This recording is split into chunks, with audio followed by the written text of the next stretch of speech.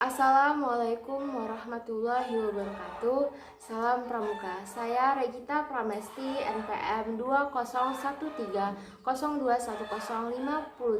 dari Prodi Pendidikan Matematika akan menjelaskan mengenai Undang-Undang Kepramukaan mulai dari pasal 36 sampai dengan pasal 49 sebagai berikut. Yang pertama yaitu pasal 36 yang berbunyi 1. Pada setiap gugus depan dan kuartir dibentuk majelis pembimbing. Yang kedua, majelis pembimbing bertugas memberikan bimbingan moral dan organisatoris serta memfasilitasi penyelenggaraan pendidikan kepramukaan. Yang ketiga, majelis pembimbing terdiri atas unsur yang pertama pemerintah, yang kedua ada pemerintah daerah, yang ketiga itu adalah tokoh masyarakat, dan yang keempat tokoh pramuka. Selanjutnya yang keempat, Majelis Pembimbing Nasional diketuai oleh Presiden Republik Indonesia. Yang kedua, Majelis Pembimbing Daerah diketuai oleh Gubernur, dan yang ketiga, Majelis Pembimbing Cabang diketuai oleh Bupati atau Wali Kota. Selanjutnya, Majelis Pembimbing ranting diketuai oleh camat atau kepala distrik. Selanjutnya yaitu Majelis Pembimbing Desa atau Kelurahan diketuai oleh kepala desa atau lurah. Selanjutnya yaitu Majelis Pembimbing gugus depan diketuai oleh seorang ketua yang dipilih dari dan oleh anggota. Selanjutnya yaitu pasal 37 yang berbunyi sebagai berikut. Yang pertama, kuartir cabang, daerah, dan nasional dapat membentuk organisasi pendukung. Selanjutnya yang kedua, organisasi pendukung terdiri atas yang pertama yaitu Satuan Karya Pramuka, yang kedua Gugus Dharma Pramuka, yang ketiga Satuan Komunitas Pramuka, yang keempat yaitu Pusat Penelitian dan Pengembangan, yang kelima yaitu Pusat Informasi dan Badan Usaha. Selanjutnya yaitu pasal 38 yang berbunyi sebagai berikut. Yang pertama, Satuan Karya Pramuka sebagai organisasi pendukung di tingkat kuartir dipimpin secara kolektif oleh suatu pengurus yang disebut pimpinan Saka. Yang kedua, pimpinan Saka adalah bagian integral dari kuartir. Selanjutnya yaitu pasal 39 yang berbunyi sebagai berikut, yaitu Gugus Dharma Pramuka adalah wadah pengabdian bagi anggota dewasa gerakan pramuka untuk memajukan gerakan pramuka dan berbakti pada masyarakat, bangsa, dan negara. Selanjutnya yaitu pasal 40 yang berbunyi sebagai berikut. Yang pertama, Satuan Komunitas Pramuka disingkat SEKO. Nah, SEKO ini adalah satuan organisasi penyelenggaraan pendidikan kepramukaan yang berbasis antara lain profesi, aspirasi, dan agama. Yang kedua, SEKO merupakan himpunan dari gugus depan berbasis komunitas dan berbasis satuan pendidikan yang mempunyai kekhususan dalam aspirasi dan agama. Selanjutnya, yang ketiga, SEKO disingkat kuartir dipimpin secara kolektif oleh suatu pengurus yang disebut pimpinan SEKO. Pimpinan SEKO adalah bagian integral dari kuartir. Selanjutnya yaitu pasal 41 yang berbunyi sebagai berikut.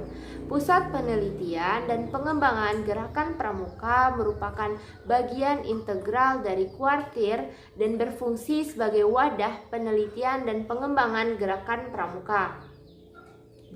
Selanjutnya yaitu pasal 42 yang berbunyi sebagai berikut, yaitu Pusat Informasi Gerakan Pramuka merupakan bagian integral dari kuartir dan berfungsi sebagai wadah penyelenggaraan informasi baik di dalam maupun di luar lingkungan gerakan pramuka.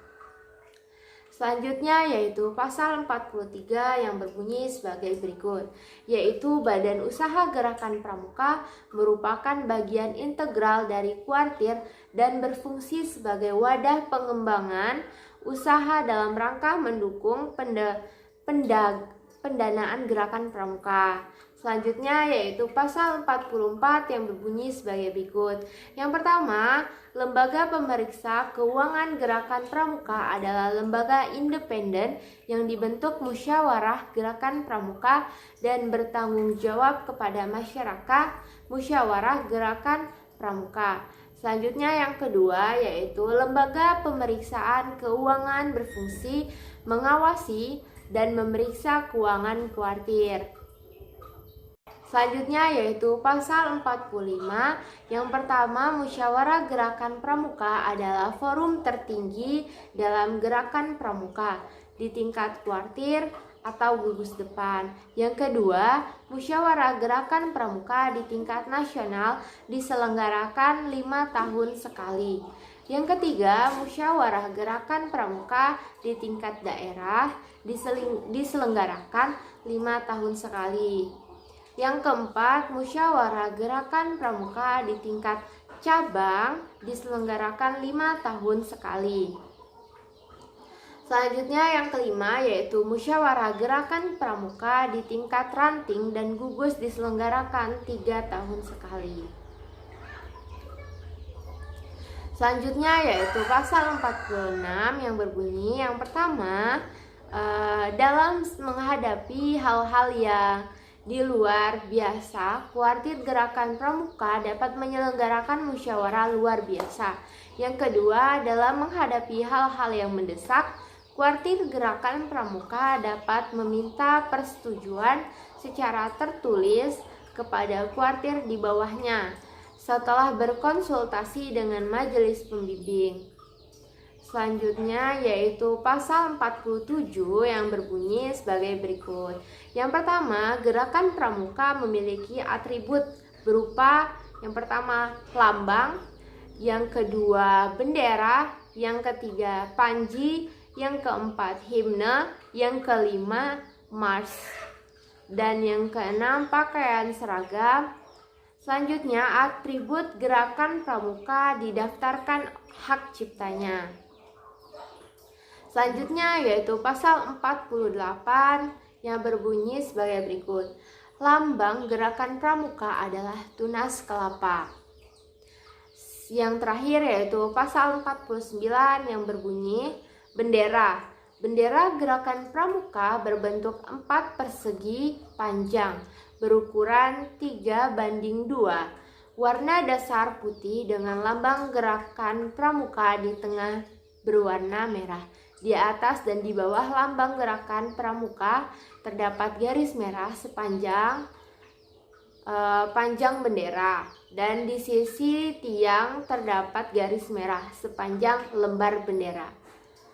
Mungkin sekian yang dapat saya sampaikan atau yang saya jelaskan.